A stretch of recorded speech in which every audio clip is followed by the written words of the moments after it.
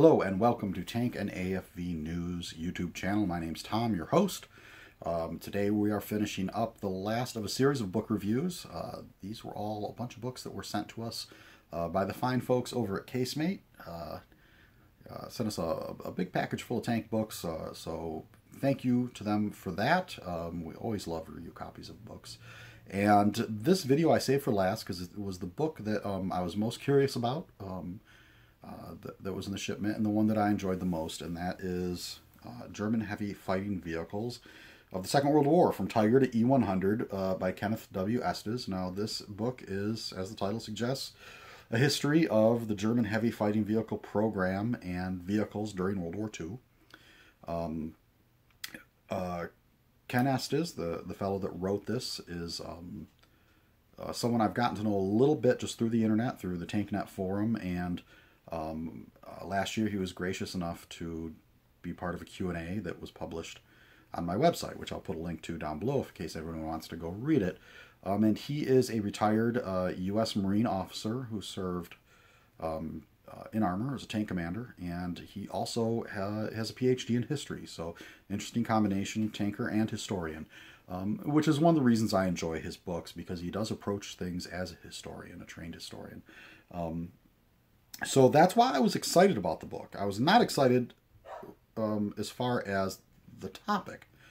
When I heard the announcement that that's what his next book was on, I was sort of like, oh, really? Because there's been so much written about German heavy armor. I mean, probably the most popular topic within tank world. I went through my own collection, just pulled out all the books that were just specifically on Tiger tanks. And here's a picture of the stack, not including the 24 books on the topic I have on my hard drive in digital format. I mean, and it's not even that that's like one of my primary interests in terms of tank history. It's just there's so much of it out there. You can't not end up picking up a good bit of it.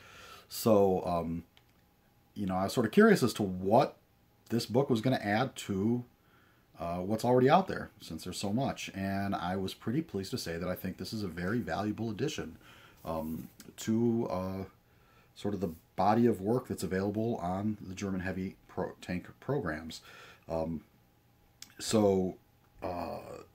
Just to clarify, this book looks at pretty much the Tiger and everything after it on the heavy side. So Tiger 1, Tiger 2, Jag Tiger, the Elephant, Ferdinand/Elephant, and then the E100 and the Mouse. So that's sort of the scope of the book. And, whereas a lot of books would just sort of have a chapter on each, like with the physical description and da-da-da.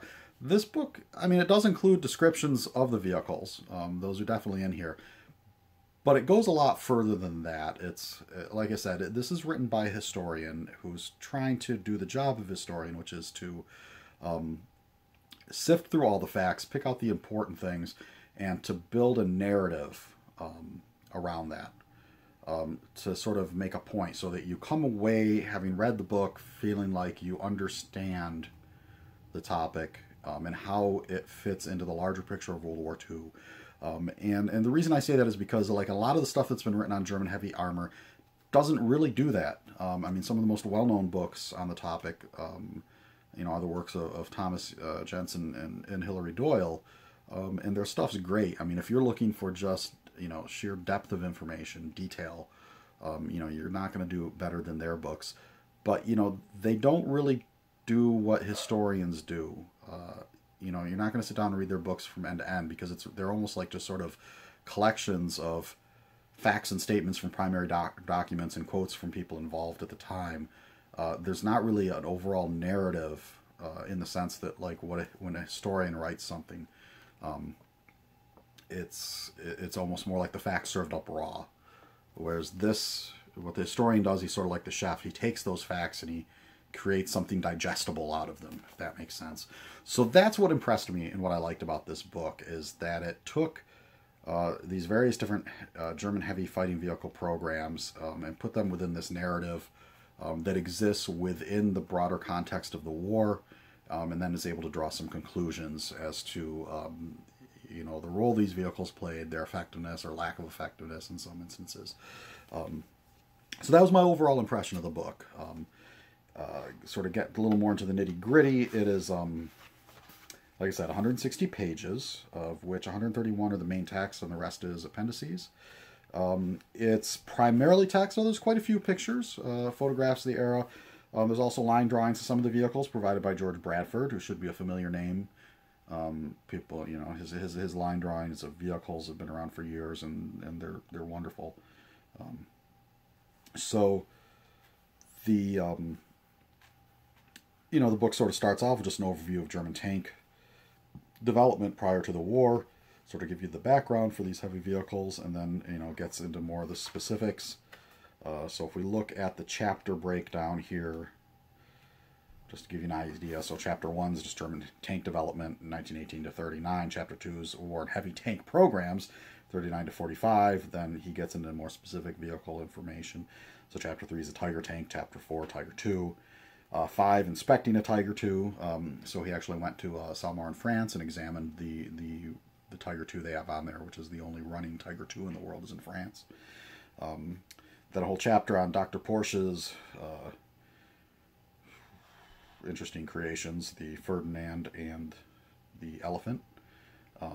And Dr. Porsche, you know, it's interesting. He kind of is almost like, I don't want to say the villain of the book, but he's definitely one of those characters who keeps popping up, and what he does is not always beneficial to the overall German war effort. Obviously, his designs were not adopted, except for, you know, when he started production before the contract was awarded in the case of the Elephant. And then they're like, well, what do we do with these 100 vehicles that have been built that lost the contract? And so that's how we come up with the bizarre Ferdinand vehicle in all of its weirdness. You know, just a side note, has anybody ever spent time looking at the suspension diagram of the Ferdinand? Somehow Porsche decided to use torsion bars lengthwise in a bogie system, and I've stared at that diagram and I can't make heads or tails. It looks like an MC Escher picture to me. I mean, Porsche certainly had an imagination. I'm not sure how practical his stuff was. So just a little side note there. I just wanted to get that out there.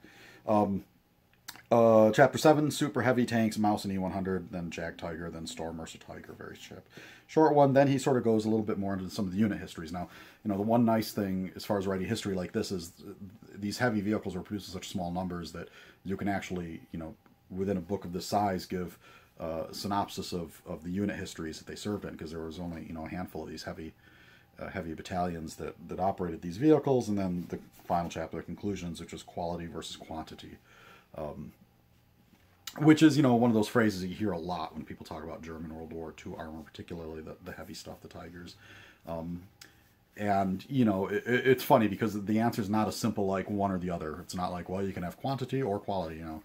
Like, at no point in the war do Stalin or Hitler go into a room and throw a big lever that's one direction's quantity, the other's quality. It's sometimes you get both, sometimes you get neither, depending on what your industry does. And I think you could argue that in some ways with these heavy vehicles, it's sort of the worst of both worlds.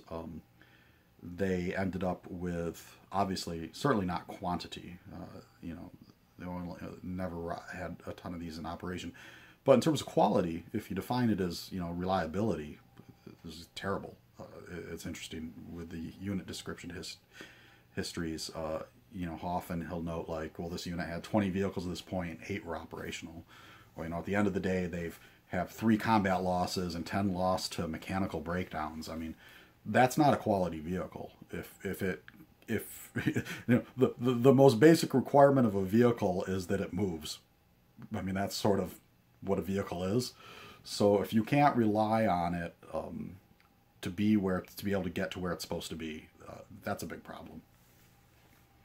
Now, if you define quality as just sort of the stats of armor and firepower, yeah, these vehicles are very impressive in some instances. But also when you get into some of the details, there's lots of little things that sort of mitigate those factors in terms of the effectiveness of these vehicles. And that comes through, like I said, in the vehicle history section, where you start to realize that they're spending a lot of time, money, and effort on building these vehicles, and they're not really getting the return on investment that they should. And it's not just the fault of the design of the vehicles, it's also that by the time these vehicles are being made in the late war, everything is stacked against them in terms of, they don't have the trained crews, they don't have the fuel, they don't have the recovery vehicles for when these vehicles do break down and need to be recovered.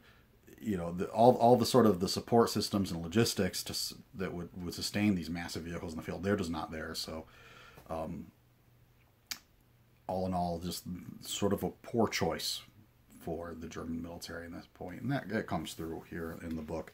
So like I said, there is a nice color section of photos of the Tiger II that he examined in Salmer in the middle for people who are interested in seeing what a Tiger II looks like on the inside. And then the appendices is pretty fun. So he does have a small section on called The Ruins of War, where he lists all the existing vehicles that are still around, which, I mean, obviously is not a lot. And there's like 7 Tiger 1s, I think, of which some of them aren't even like pieced together out of parts. So there's only a handful of ones that are complete. Same with the Tiger II and some of these other units. So like the Ferdinand, there's 2. Same with the Sturm Morser Tiger. And of course the Maus, there's 1. But, there's only 2 that were ever built. So I guess that's actually a pretty good survival rate for that one. Unfortunately, if you want to go see them, you're probably not going to see them in the United States, because the ones that are here are mostly stuck in Fort Benning, where they're waiting for a new museum that has no funding. So probably you're going to have to go to Europe if you want to see some of these, which is unfortunate. And also, hope you like Moscow, because they're at outside of Moscow, at Kubenka or wherever they have that new museum. So then in the appendices, he has some primary documents or reports that were done right after the war. So the first one is by Mr. Robert Schilling in June of 1945, and it is his History of German Tank Development. So that's a fun document, so you can sort of see, and it's not like you want to treat everything that's in this 1945 document as the absolute truth. It's fun to look at to see what the U.S. knew and had learned about the heavy tank programs at that point in time.